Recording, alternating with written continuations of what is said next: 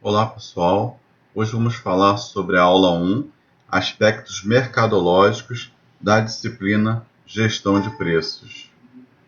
Para compreender os aspectos mercadológicos que influenciam na gestão de preços, é necessário conhecer alguns conceitos financeiros relacionados: EBITDA, rentabilidade, markup e margem de contribuição.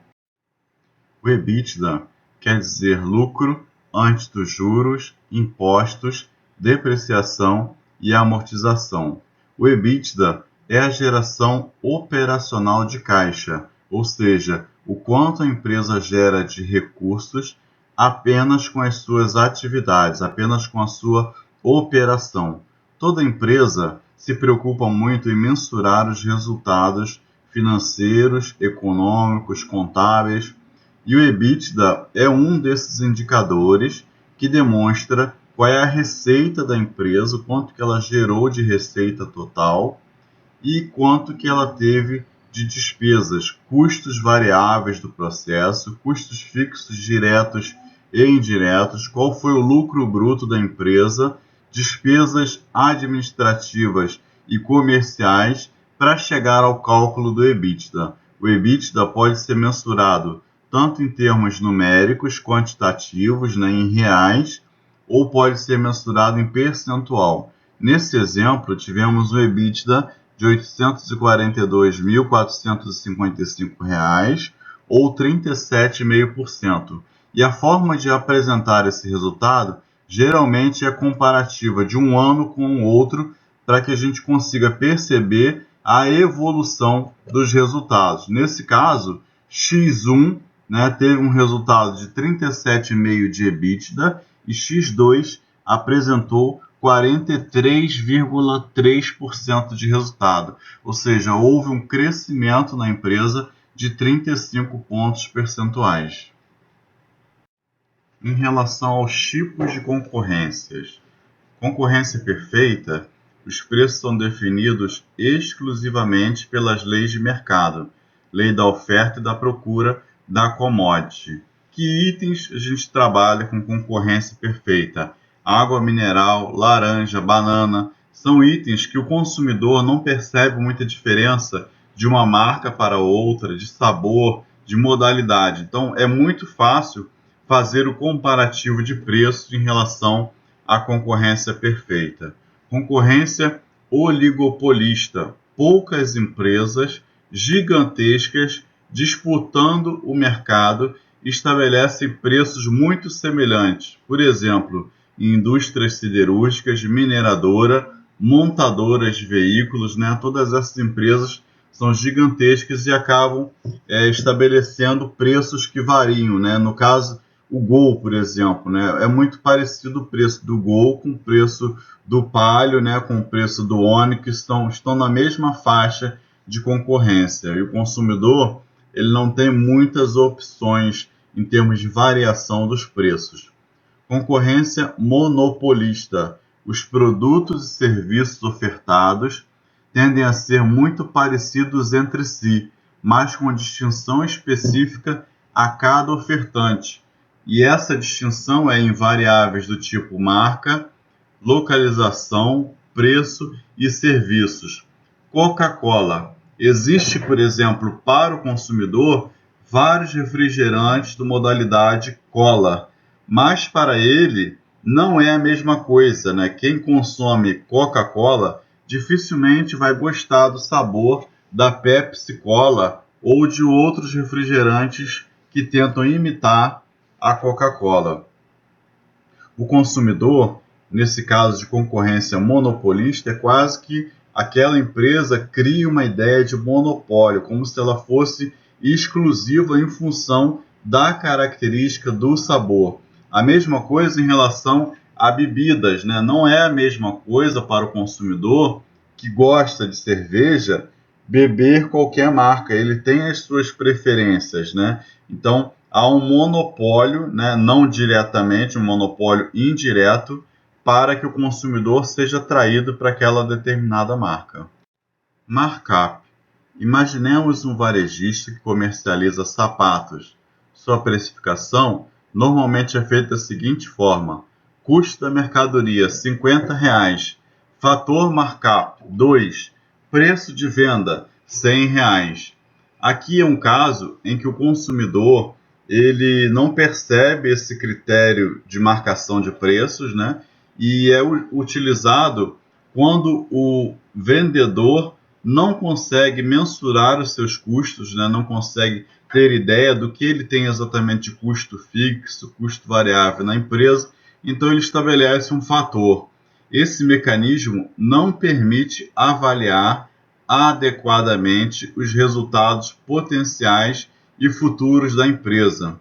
O indicador markup não permite uma avaliação mais precisa dos lucros, visto que trabalha apenas com uma parcela do custo direto, que é o custo da mercadoria. Então, o markup pode ter o fator 1,5, 2, 2,5, 3, 5, né? Mas ele não é um bom critério para mensurar preços. O ideal, quando a gente vai mensurar preços, é que a gente consiga descobrir todos os custos do produto, todos os custos do funcionamento operacional da empresa para estabelecer o preço de vendas.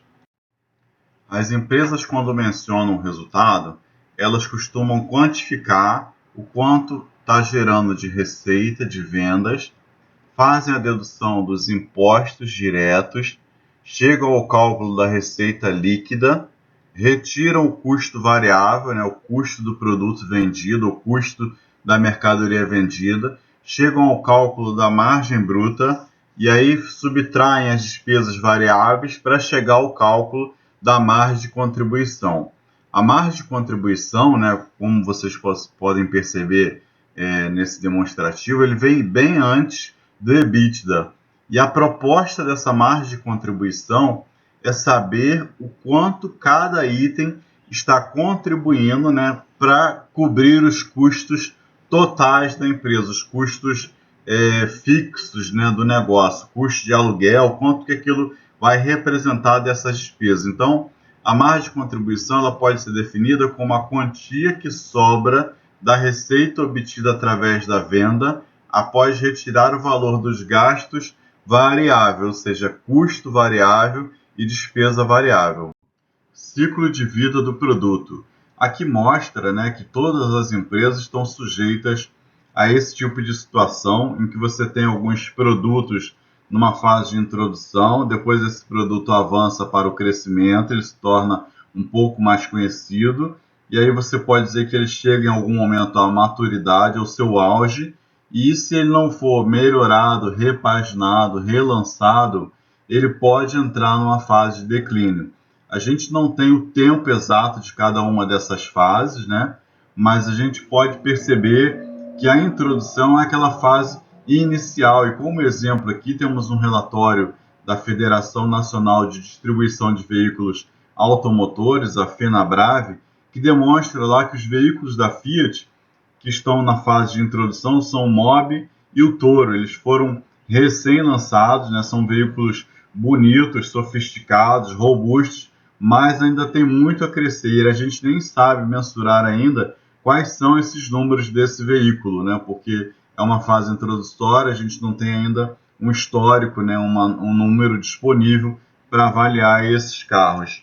Em relação à fase de crescimento, o Uno vende 58.238 peças mensais, é o líder dessa montadora. Em segundo lugar vem o Palio, 54.603 peças, né? Está numa fase ainda que tem a tendência de crescer.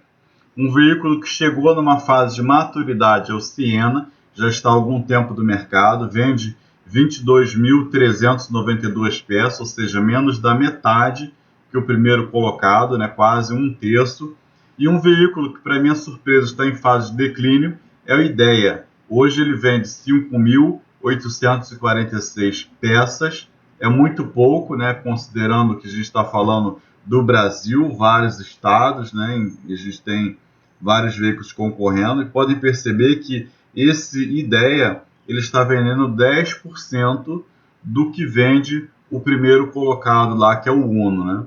Então, a gente tem um quadro comparativo que fala um pouquinho de cada uma dessas fases, né? Primeiramente, em relação às vendas, né? Os veículos ou os produtos que estão numa fase de introdução, as vendas ainda são baixas, né? Porque não são tão conhecidos, mas é óbvio que tem uma tendência a aumentar essas vendas, né? Ainda tem muito a crescer.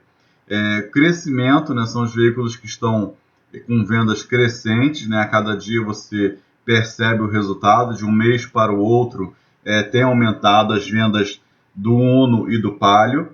Na fase de maturidade, né, a gente tem que o veículo está estável, ele não está vendendo muito mais do que isso, né, vende nessa faixa, não cresce.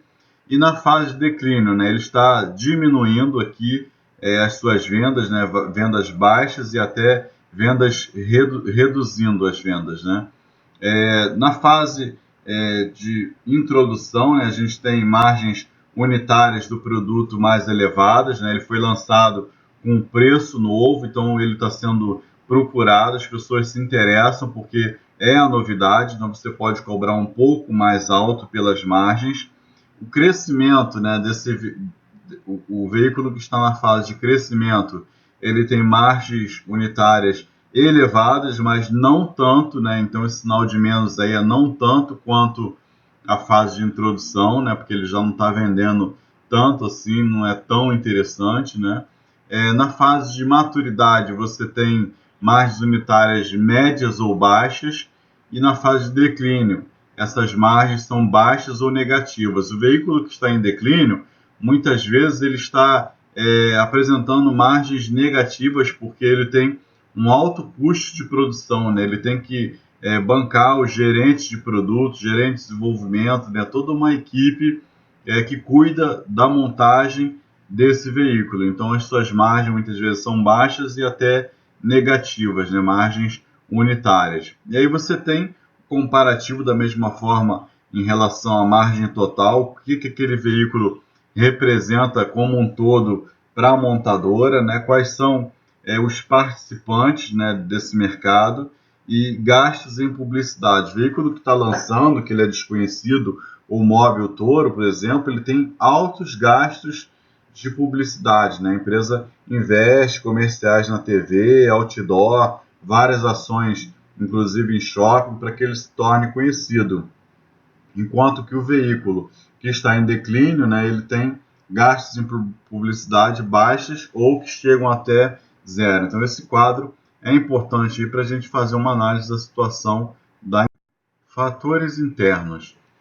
Primeiro falando sobre a maximização dos lucros, né? As empresas buscam ter a maior lucratividade possível, né? E aqui, nesse exemplo de maximização dos lucros, o efeito dos produtos sobre os consumidores, em algumas situações, é tão bom que eles conseguem cobrar baseado nessa satisfação do consumidor, ao invés de se basear somente no custo do produto. Por exemplo, a medicação Viagra, né, que deu muito efeito sobre os consumidores, muita satisfação, então o custo de produção dele é muito baixo, mas a empresa cobra um valor bem acima, porque percebe que para o consumidor há um valor agregado muito alto. E para o resort no carnaval, né, muitas pessoas têm a situação de não tirar férias durante o ano, então 5 dias que o país vai parar, ou até 9 dias, né, de sábado até o outro domingo, então as pessoas aproveitam esse período como se fossem férias anuais, né? E aí o custo do resort lá, ou do hotel no carnaval, é muito acima do preço da diária ou do custo que ele efetivamente vai ter, né? Porque não é muito diferente o valor que ele tem de gasto no carnaval com qualquer outro feriado ou final de semana, mas ele se aproveita daquele momento. Até o aluno colocou aí na sala de aula um exemplo, né, que gastos com roupa branca no Réveillon, quer dizer, a roupa é muito procurada, ela é disputada no mercado, né, as pessoas querem entrar o ano utilizando roupa branca, e aí quem está vendendo, quem tem esse tipo de produto, acaba cobrando um valor um pouco mais elevado em função dessa satisfação dos consumidores, a empresa aproveita para ter uma margem melhor. Liderança de participação de mercado. Aqui a gente pode dar como exemplo, né, Gol linhas aéreas. A empresa entrou no mercado com aquela ideia de que fica muito mais barato ir pela companhia aérea do que utilizar o ônibus para o trajeto, para o mesmo trajeto, né? Então aqui os preços são definidos com o intuito de ganhar mercado, né? Por meio dessa penetração, entrar no mercado é fundamental. Então o atributo preço tem uma grande relevância nas decisões dos consumidores. Liderança de qualidade. O preço deixa de ser o único requisito ou o requisito fundamental na escolha do consumidor. Aqui, por exemplo, quando fala comprar uma máquina de lavar roupa, ninguém quer ter o transtorno de uma máquina apresentando defeito. Então as pessoas optam pela Brastemp por acreditar que ela tem maior durabilidade, melhor resultado, melhor satisfação para o consumidor. Então por isso que é liderança de qualidade. Ainda em relação a esses fatores internos para a precificação, nós temos itens em que o posicionamento dele é premium, um produto tido como superior pelo fabricante, que por esse motivo o fabricante precifica de modo mais elevado. Aqui me vem à mente o carne Friboi, né? A carne Friboi foi feito lá vários investimentos em relação a marketing, divulgação em relação à qualidade, e por isso que ele acaba posicionando esse produto como algo especial premium. Preços de economia. Algumas marcas até então desconhecidas atuando em posicionamento de combate às marcas premium. Aqui a gente pode dar o exemplo da marca Ioquitos, que entrou como fabricante Yoki para combater essas batatas Ruffles, né? Uma batata Ruffles aí está em torno de R$7 e essa Ioquitos aí custa R$3, a metade do preço. Então, aqui o consumidor acaba consumindo um produto muito semelhante, né? Até a embalagem tem a mesma cara, a embalagem azul com letras em amarelo, né? Com alguns dizeres em vermelho, e o sabor é absolutamente o mesmo que a batata Ruffles. Skimming é quando uma empresa entra no mercado com preços muito elevados, aproveitando o lançamento ou exclusividade para ter margens maiores.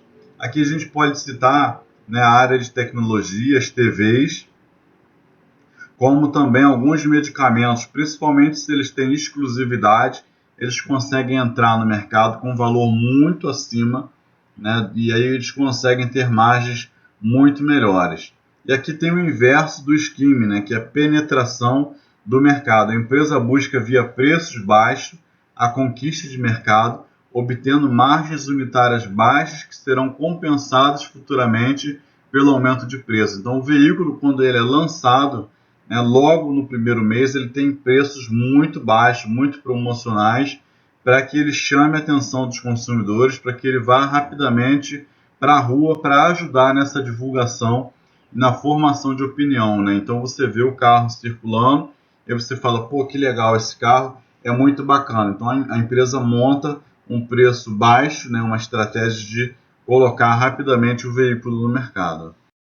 Falando um pouco sobre os fatores externos, os mercados podem ser divididos em 4 tipos bastante distintos, né? O primeiro é a concorrência perfeita. Concorrência perfeita, como falamos anteriormente, é um dos maiores desafios para o profissional de marketing. Quando você tem lá o item como banana prata, laranja, água mineral, maçã gala, né, o consumidor tem uma facilidade enorme de comparar preços no mercado. Então, quando um profissional de marketing trabalha numa empresa desses segmentos, a maior preocupação dele é transformar aquele produto, né, que é um produto comum, é uma commodity, no item diferenciado, ou seja, quando ele cria a diferenciação, ele consegue cobrar valores mais elevados, ele consegue criar uma atratividade para o seu produto. E aí temos como exemplo maçã Mônica, né? A maçã Mônica é aquela maçã bem pequena, é a maçã gala, né? Mas é uma maçã menor, né? Feita de uma maneira diferenciada, né? Embalada por tamanho, para que as crianças possam levar para a escola. ovos sem colesterol, né? Um item também que pode criar um diferencial para o consumidor que tem problemas de colesterol. Concorrência monopolista. Existiam substitutos similares, mas somente determinada empresa tinha atributos como marca, localização, sistema de produção e serviços associados, né? Existem refrigerantes, né, como cola, que não tem similar, não tem igual, então acaba sendo uma concorrência monopolista para aquele item. Falando um pouco sobre concorrência oligopolista, né, são mercados com poucas empresas e muitos compradores. E aí temos dois tipos de oligopólios. O primeiro é o cartel, né, que tem preços pouco éticos ou sem maiores disputas, pois querem manter suas participações de mercados e margens. Aqui a gente poderia dizer que os preços são praticamente combinados entre essas empresas, né? Então você tem postos de combustíveis muito próximos, e aí você tem até denúncia lá para defesa do consumidor de problemas em relação a isso, né? Regiões que estabelecem o preço muito elevado, muito acima do mercado, e o consumidor não tem opções. Gases medicinais, não tem diferença entre comprar gases medicinais da White Martins, da AGA, né, e de outros pequenos players do mercado, e você tem dificuldade também de comparar. Então, essas empresas formam verdadeiros cartéis. Nos oligopólios puros, né, com maior número de competidores, as margens são elevadas, mas são inferiores aos cartéis. Os preços não são acordados formalmente entre as empresas, mas não existe guerra de preço entre esses participantes do mercado, né? Então, aqui a gente pode falar dessas 20 montadoras automotivas, né? Elas participam do mercado, disputando os consumidores. Elas não combinam preço, mas os preços são muito semelhantes, com variação aí de até 10% por categoria de veículo, né? Mercados monopolistas, né? Somente uma empresa ofertante e possui muitos compradores. Aqui são os casos de empresas estatais ou concessionárias, né, que têm exclusividade aí de utilização dos consumidores, seja o correio, pedágio, abastecimento de água, energia elétrica, trem, metrô, tudo isso faz parte desse mercado monopolista. Em relação ao preço, temos aí a situação de elasticidade preço-demanda, ou seja, as alterações nos preços acarretam modificações significativas nas vendas. Na demanda elástica, uma mudança do preço do bem provoca uma mudança muito maior na quantidade demandada. Por exemplo, um produto que custa R$ 100 e tem 8 mil clientes vai gerar uma receita de R$ 800.000. Um aumento de 10% no preço, ou seja, aumentou de 100 para 110, qual seria a nova receita, né? A nova receita seria 10% maior, só que não. Há um número grande de consumidores sensíveis a esse aumento de preço, né? E aqui, como a gente fala de demanda elástica, né? Você tem lá R$ 110 e você tem uma perda de 15% dos clientes. Então, seu número de clientes diminui de 8 mil clientes para 6.800 clientes e a tua receita diminui para R$ 748.000. Então, você tem uma variação, e uma forma de calcular, de mensurar essa variação é quando você bota lá um percentual de variação da quantidade, que no nosso caso foi 15%, dividido pela variação no preço, né? Então você tem uma variação lá superior a 1, ou seja, 1,5. Então você teve uma perda maior de consumidores em relação à perda do seu aumento de preço. A quantidade diminuiu significativamente. Tratando um pouco da demanda inelástica, né? É a situação em que uma mudança no preço provoca uma mudança menor na quantidade demandada, ou seja, o impacto é menor, né? Um produto que custa R$ 100, né, e tem 8 mil clientes, gera uma receita de R$ 800.000. Se ele aumenta 10% no preço, ou seja, aumenta para 110, né? Qual seria a nova receita? A nova receita deveria ser na mesma proporção, de 8 mil clientes, né, para R$ 100 de custo. Só que sempre há uma perda de clientes que aproveitam esse momento para migrar para a concorrência, caso tenha concorrência, né, ou diminui o consumo. Então, aqui no caso, a gente teve uma perda de 5% dos clientes, ou seja, a perda foi menor do que o aumento do valor do produto, né? Então, você tem essa medição da sensibilidade do consumidor. Então, a forma de cálculo é 0,05, ou seja, variação da quantidade, dividido pela variação do preço, né? Então, você tem 0,5 inferior a 1. Então, você chama de demanda inelástica. O produto, muitas vezes, não tem substituto com os mesmos benefícios. E aí você fala desses serviços públicos, né? Custo de ligações telefônicas, energia elétrica, correio, todos esses serviços aí acabam seguindo essa demanda inelástica. O consumidor vai diminuir as quantidades, mas ele não tem muita alternativa de migrar para outro tipo de serviço. Bom, na metodologia de definição do preço, né, as empresas podem trabalhar com 3 métodos distintos para definir os seus preços. Primeiro, preços a partir da concorrência. Definir preços semelhantes, né, maior, igual ou menor, baseados na concorrência, que é muito comum no mercado, que a empresa desconsidera a sua planilha de custo e decide vender ao preço semelhante ao da concorrência. Não precisa ser exatamente igual. Preços a partir dos custos, né? Repassar os seus custos de produção, distribuição, comercialização e margem proposta para os produtos. Aqui é o cálculo baseado no quanto que aquele item vai me custar. E o outro critério é preços a partir do valor percebido pelo consumidor. E nessa escolha, né, você pode falar aí que quando ele valoriza uma passagem aérea, ele valoriza mais espaço, milhas de viagem, parcelamento, serviços de bordo, tempo de voo, sala de espera. Então você pode dar a ele uma comodidade, né, e também cobrar por essa comodidade, por esse nível de satisfação dos consumidores. Então, terminamos essa abordagem sobre os aspectos mercadológicos de serviço, de produto, de comércio, de indústria, né? Como que é essa escolha do preço dos produtos.